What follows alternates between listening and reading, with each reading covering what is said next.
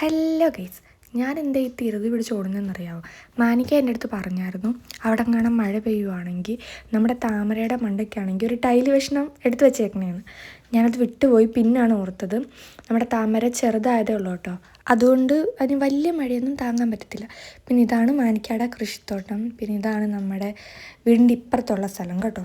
പിന്നെ നമ്മുടെ ഊഞ്ഞാൽ ഇപ്പം ഗേറ്റൊക്കെ അടച്ചിട്ടിരിക്കണം കേട്ടോ, ഒറ്റയ്ക്കുള്ളവർ. കാരണം ഇപ്പം ഭയങ്കര കള്ളന്മാരുടെ ശല്യം എന്ന് പറയുന്നത് കേട്ട്. ഹോം ടൂർ ചെയ്യുമോ എന്ന് ചോദിക്കുന്നത് ഇച്ചിരി ഒരു സമാധാനത്തിന് വേണ്ടി കേട്ടോ ഞാൻ ഈ ഒരു ക്ലിപ്പ് ഇൻവോൾവ് ആക്കിയത്.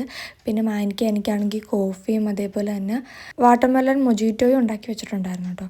സംഭവം കിടുക്കനായിരുന്നു. വെള്ളം കുടിച്ച് കഴിയുമ്പോൾ നമുക്കൊരു സമാധാനം ഉണ്ടായിരുന്നു. നോമ്പ് മുറിച്ചത് കുടിച്ചപ്പോൾ ഭയങ്കര ആശ്വാസമായിരുന്നു.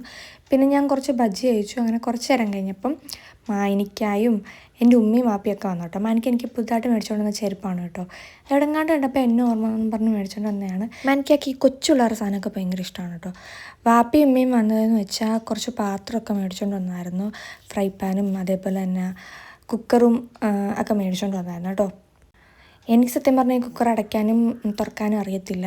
അപ്പം എന്നെ പഠിപ്പിച്ചിട്ട് അത് ഞാൻ പഠിക്കുന്നില്ല. അതുകൊണ്ട് മാനിക്കായ ഉമ്മി പഠിപ്പിച്ചു കൊടുത്ത്. മാനിക്കാക്ക് അത് കിട്ടുന്നുണ്ട്, എനിക്ക് കിട്ടിയില്ല. അങ്ങനെ ഉമ്മയും മാപ്പിയും വീട്ടിലോട്ട് പോവാണ് കേട്ടോ. തീർന്നില്ല, നമുക്കിതേപോലെ നോമ്പ് കാണാൻ പോകണം.